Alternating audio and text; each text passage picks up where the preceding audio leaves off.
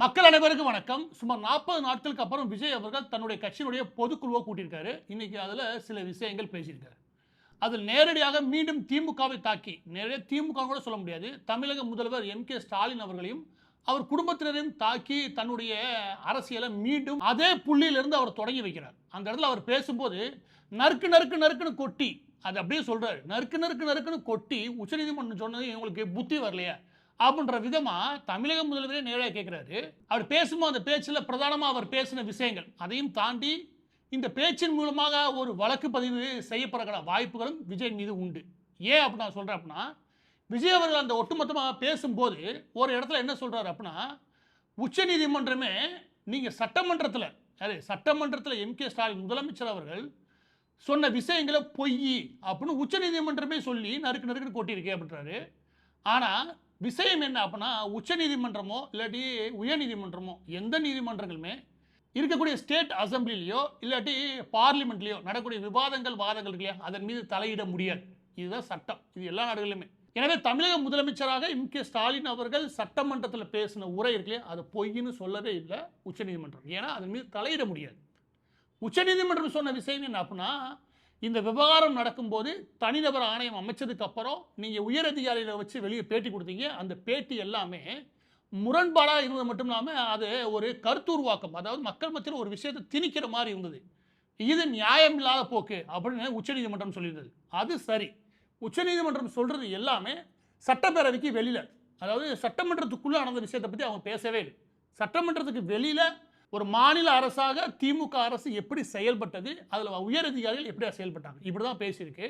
எனவே சட்டமன்றத்துக்குள்ள முதல்வர் அவர்கள் பேசின விஷயங்களும் பொய்ன்னு உச்சநீதிமன்றம் சொல்லியிருக்குன்னு சொல்லியிருக்காருல்ல விஜய் அவர்கள், இதுக்கு தனி வழக்கு பதிவு செய்ய முடியும். ஏன்னா அந்த குறிப்பிட்ட ஸ்டேட்மெண்ட் இருக்குல்ல, இது சட்டத்துக்கு புறம்பானது. இந்த இடத்த தவிர மற்ற இடங்கள் எல்லாமே விஜய் அவர்கள் நேரடியாக தமிழக முதல்வர் மீது ஏகப்பட்ட கேள்விகளை அதில் எழுப்பியிருக்காரு.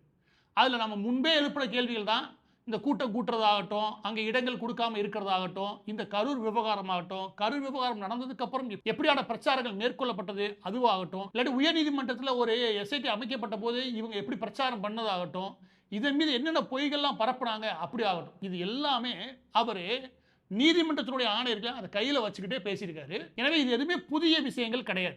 என்ன விஷயம் அப்படின்னா, இந்த ஒட்டுமொத்த பொதுக்குழுவில் அவர் பேசுனது என்ன அப்படின்னா, நாங்கள் மீண்டும் திமுக அரசாங்கத்துக்கு எதிராக, திமுகவுக்கு எதிரான அரசியல் இருக்கு அதை இங்கிருந்து ஆரம்பிக்கிறோம் அப்படின்னு அவர் ஏறக்குறைய பிரகடனப்படுத்தியிருக்காரு. இந்த பொதுக்குழுவை பொறுத்த வரைக்கும் விஜய் அவர்கள் சில தீர்மானங்களை ஏற்றிருக்காங்க. அந்த தீர்மானங்கள் என்னென்ன அப்படின்றது முன்னாடி அந்த தீர்மானத்தை வாசிக்கிறதுக்கு கரூர் மாவட்டத்துடைய செயலாளர் அவரை தான் கைது பண்ணி உள்ளே கூட்டி போனாங்க. அவரையே கூப்பிட்டு இந்த 12 தீர்மானங்களை வாசிங்க அப்படின்னு அவர் சொல்றாரு. எனவே ஒரு அரசியல் கட்சியாக அதை நடத்தின விதம் இருக்கு இல்லையா, அது என்ன கேட்டீங்கன்னா சரியாக தான் போச்சு. அதில் தீர்மானங்கள்னு பார்த்தீங்கன்னு வச்சுக்கோங்க, ஃபர்ஸ்ட் எடுத்ததுமே கரூரில் இறந்து போன மக்களுக்கு அவங்க அஞ்சலி செலுத்துகிறாங்க, அதுக்கு அவங்களுடைய இரங்கலை தெரிவிக்கிறாங்க. இரண்டாவது என்ன அப்படின்னா, பெண்கள் பாதுகாப்பில்லை, இந்த சமீபத்தில் நடந்தது இல்லையா கோயம்புத்தூரில், அந்த விவகாரத்தின் அடிப்படையில் பிற விவகாரங்களை சேர்த்து பெண்களுக்கு பாதுகாப்புன்றாங்க. மூன்றாவது விஷயம் மிக முக்கியமானது, மீனவர்கள் 35 பேர் கைதாயிருக்காங்க, அவங்கள விடுதலை பண்ணுங்க. இதெல்லாம் தீர்மானங்களாக வந்துச்சு, ஓகே.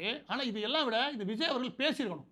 தீர்மானங்கள் 12 தான். அந்த தீர்மானங்கள் 12ல் ஒரு 8 இல்லாட்டி 7 விஷயங்களை அவரே எடுத்து பேசியிருந்தா வச்சுக்கோங்க, இது நல்ல ரீச் ஆயிருக்கும். அவர் என்ன எடுத்திருக்காரு அப்படின்னா, கரூர் விவகாரத்தில் நடந்துச்சுல அந்த நீதிமன்றம் கொடுத்த சில ஆணை அதை எடுத்து அதில் இருக்க விஷயங்கள் மட்டும் பார்த்து அதை மட்டும் அங்கே வந்து விளக்கமாக சொல்லிட்டாரு. அது ஆல்ரெடி போதுமான அளவுக்கு விளக்கம் சொல்லி முடிச்சாச்சு. எனவே விஜய் அவர்கள் புதிதாக இதில் விளக்கம் தேட வேண்டிய அவசியம் இல்லை, அதில் கொடுக்க வேண்டிய அவசியம் இல்லை. எதனால் அதை மட்டும் பேசினா எனக்கு தெரியவே இல்லை. ஏன்னா இவர் கொடுத்த தீர்மானங்கள், இந்த தீர்மானங்கள் மிக முக்கியமானது, இந்த டெல்டா விவசாயிகளுக்கு அந்த இடத்துல நெல் மூட்டைகள் எல்லாம் முளைச்சு போய் கிடந்துச்சு. அங்கே பிற இடங்களையும் அந்த மாதிரி மோசமான நிலைமை இருக்குது. அதற்கு உரிய ஏற்பாடு செய்யலை, அதை கொள்முதல் பண்ணலை. அது ஒரு பெரிய பிரச்சனை டெல்டா விவசாயிகள் மத்தியில் இருக்குது. அதை அவருக்கு சின்னதாக எடுத்து பேசியிருந்தாலே அரசியல் ரீதியாக ஒரு சரியான பேச்சாக அமைஞ்சு முடிஞ்சிருக்கும். அதை அவர் எடுக்கவே இல்லையேன்னு தெரியல. அதுக்காக தீர்மானத்தில் மிக முக்கியமானது, வடகிழக்கு பருவமழை தொடங்கியிருக்கு, மழை தொடங்கிருச்சு. எந்த இடத்துல வடிகால் பணிகள், அதாவது மழை வடிகால் பணிகள் இருக்குல்ல, அதாவது ரோடு போடுறது, அந்த ட்ரைனேஜ் சிஸ்டம் அமைக்கிறது, இது எதையுமே முடிக்கவே இல்லை. எனக்கு தெரிஞ்சு 8 மாதமாக சும்மா தான் இருந்தானுங்க. இப்போ வந்து அங்கங்கே அதை சமப்படுத்திட்டு இருக்கானுங்க. அப்போ 8 மாதம் என்ன பண்ண, இந்த கேள்வியை அவர் கேட்டுத்தாருன்னு வச்சுக்கோங்க, நிதர்சனமாக எல்லா பக்கமும் போய் ரீச் ஆகும். ஆனால் அவர் கேட்காது, எனக்கு ஏமாற்றமாக இருக்குது. ஏன்னா வரக்கூடிய பிரச்சனைகள் இல்லை இருக்கக்கூடிய பிரச்சனைகள் இது ரெண்டையும் பேசும்போது ஒரு அரசியல் கட்சி தலைவர் மக்களுக்கு நெருக்கமாகிறார், அவங்களுடைய பிரச்சனை சம்பந்தமாக பேசுகிறார். இந்த வடகிழக்கு பருவமழை மட்டும் பேசணும் வச்சுக்கோங்க, எனக்கு தெரிஞ்சு சென்னை மட்டும் கிடையாது, எல்லா மாநகராட்சியிலுமே இவரால் ஒரு பெரிய ரீச் கொடுத்துருக்க முடியும். ஏன் அப்படின்னா, எந்த இடத்துலையுமே ரோடே இல்லை. எல்லாத்தையும் ரோடெல்லாம் தோண்டி போட்டு உட்காந்துருக்கானுங்க. 8 மாதம் சும்மா உட்காந்துட்டு இப்போ வந்து அதை செம்மப்படுத்திருக்கான்னு வச்சுக்கோங்க. இது ஒன்றே போதும், நகர்ப்புறங்களில் பெரிய லெவலில் அவரால் ரீச் பண்ணிருக்க முடியும். இன்னொன்று டெல்டா விவசாயிகள் விவகாரம் அதுவும் போயிருக்க முடியும். இதெல்லாம் தீர்மானங்களாக வந்திருக்குது. தீர்மானமாக இயற்றின வகையில் சரி, ஆனால் அதை ஒரு தலைவராக அவர் பேசியிருக்கணும். இதில் தீர்மானம் 8ல் சொல்லப்பட்ட விஷயம் என்னை கேட்டீங்கன்னா முக்கியமானது. அது என்ன அப்படின்னா, எங்களுக்குன்னு கிடையாது, எல்லா கட்சிகளும் சேர்த்து ஒரு புரோட்டோகால் ரெடி பண்ணுங்க. எப்படி உயர்நீதிமன்றத்துக்கு ஒரு வழக்கு போச்சு இல்லையா, அது சம்பந்தமாகவே அவர் சொல்கிறார். எல்லாருக்கும் ஒரு புரோட்டோகால் ரெடி பண்ணுங்க, அதன் அடிப்படையில் அனுமதிங்க. எல்லா பேருக்கும் இதை ஃபாலோ பண்ணணும்.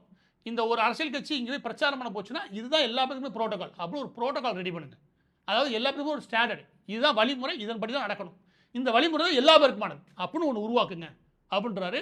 அது நியாயமான கோரிக்கை. இதில் விஜய் அவர்கள் இந்த 10வது பாயிண்ட் ஒன்று இருக்குது, 10வது தீர்மானம் ஒன்று, அதெல்லாம் எடுத்து தனியாக மீடியாவை மட்டும் சந்திச்சாருன்னு வச்சுக்கோங்க, அழகா அவர் போய் பிரச்சாரம் பண்ணுறதை விட இது பெருசாக எடுபடும்.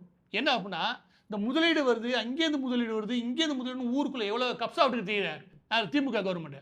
அங்கேருந்து 4000 கோடி வருது, இங்கேருந்து 5000 கோடி வருது, ஜெர்மனியில் உட்காந்து அங்கேருந்து 6000 கோடி வருது, இங்கே இருக்கிற நிறுவனத்தை கூட்டி போய் அங்கே புரிந்துணர்வு ஒப்பந்தம் போட்டு இங்கே வந்து உட்காந்துருக்காங்க. ஏன்னா ஊருக்குள்ள எல்லா ஏமாத்துறேன், ஜப்பான் போனேன், துபாய் போனேன், ஊருக்குள்ள எவ்வளோ ஏமாத்துறேன், எல்லாத்துக்கும் ஒரு வெள்ளை அறிக்கை மட்டும் வெளியிடேன். நீ இது வரைக்கும் கூட்டி வந்த உள்ள நடைமுறைக்கு வந்த அந்த நிறுவனங்களுடைய பட்டியல் மட்டும் வெளியிடுன்றார் இல்லையா. இந்த விஷயம் இளைஞர்களுக்கானது.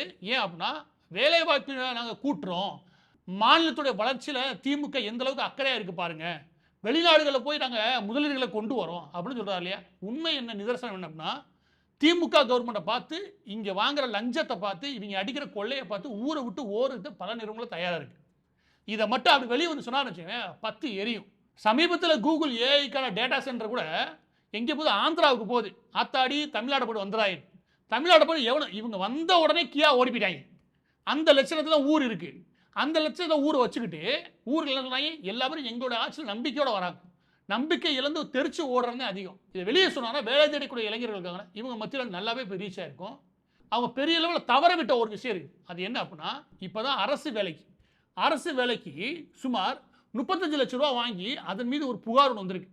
இந்த புகாரை எடுத்து சொல்லி வச்சுக்குவேன், அரசு வேலை தேடக்கூடிய எனக்கு தெரிஞ்சு 10லேருந்து 15 லட்சம் பேர் இருப்பாங்க. நேரடியாக எக்ஸாம்னு வந்தாலும் எழுதுகிற ஒரு கூட்டம் ஒன்று இருக்குது. அதெல்லாம் சேர்த்தா ஒரு 20 லட்சம் இளைஞர் இருப்பாங்க. அந்த 20 லட்சம் பேர்ட்டையுமே இந்த அரசு வேலையில் திமுக என்ன அயோக்கியத்தனம் பண்ணிக்கிறதுன்னு கொண்டு சேர்த்துக்க முடியும். அதையும் அவர் மிஸ் பண்ணிட்டார், ஏன் தெரியல. அதுக்கப்புறம் அவரோட கட்சிக்காரங்க கைதாகிறது, மற்ற நபர்கள் கைதாகிறது, அவர் குரல் கொடுத்துருக்காரு, ரொம்ப சாதாரண விஷயம்.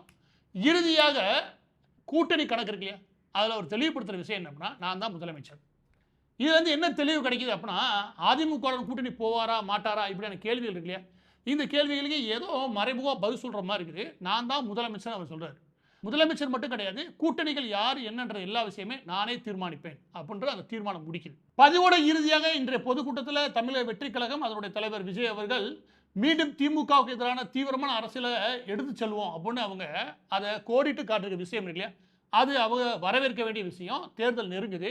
இந்த நேரத்தில் ஆளும் திமுக அரசாங்கம் கொடுக்கக்கூடிய அழுத்தங்கள், அதுவும் கரூர் விவகாரத்துக்கு அப்புறம் ஏற்படுத்தக்கூடிய அழுத்தம் இருக்கு இல்லையா, அதை தாண்டி மீண்டும் அரசியலுக்குள்ள வராங்க இல்லையா, அந்த விஷயம் சரியானது. ஆனால் அதே நேரம் 40 நாட்களுக்கு அப்புறம் ஒரு பொதுக்கூட்டம், அந்த பொதுக்கூட்டத்தில் நம்ம ஒன்று பேச போகிறோம் அப்படின்னும் போது கரூர் விவகாரம் பேசி முடிச்சாச்சு.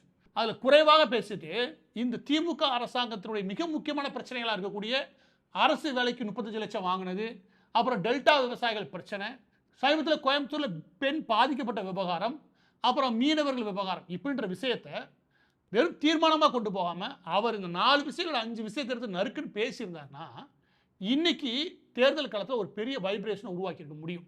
ஆனால் அதையெல்லாம் தீர்மானமாக வச்சுட்டு வெறும் கரூர் விவகாரத்தை மட்டும் எடுத்து பேசினாங்களே, அந்த வகையில் விஜய் அவர்களுடைய இன்றைய பேச்சுன்றது மக்கள் மத்தியில் ஒரு பெரிய ஈர்ப்பையும் ஏற்படுத்தாது, அரசியல் ஒரு பெரிய தாக்கத்தையும் இன்னைக்கு நிலைமைக்கு ஏற்படுத்தாது. எனக்கு புரியாத விஷயமே, விஜய் அவர்கள் உண்மையிலேயே தினந்தோறும் மக்கள் பிரச்சனை விஷயம் இல்லையா, அது விஷயங்களை கேட்டு தெரிஞ்சுக்கிறாரா, அதை உள்வாங்கி தான் இவர் பேச வராரா, இல்லை பொதுக்குழு கூட்ட போகிறோம் அப்படின்னு சொல்லி அவருக்கு அருகில் இருக்கக்கூடிய நபர்கள் சொல்லக்கூடியதை மட்டும் பேசினா போதும் அப்படின்ற நிலைப்பாடு அவர் இருக்காரான்னு தெரியல. உங்கள் பிரச்சனை முடிஞ்சிருச்சு, மக்கள் பிரச்சனை இல்லையா, அதை எடுத்து பேசினால் ஒழியே, அதை நம்ம அட்ரஸ் பண்ணால் ஒழியே, அதை நம்ம நிதர்சனம் மக்கள்கிட்ட கொண்டு போய் சேர்த்து அதன் மூலமாக அரசியல் பண்ணால் ஒழியே வேறு எதுவுமே மக்கள் மனசில் இடம்பெறக்கான வாய்ப்பே கிடையாது.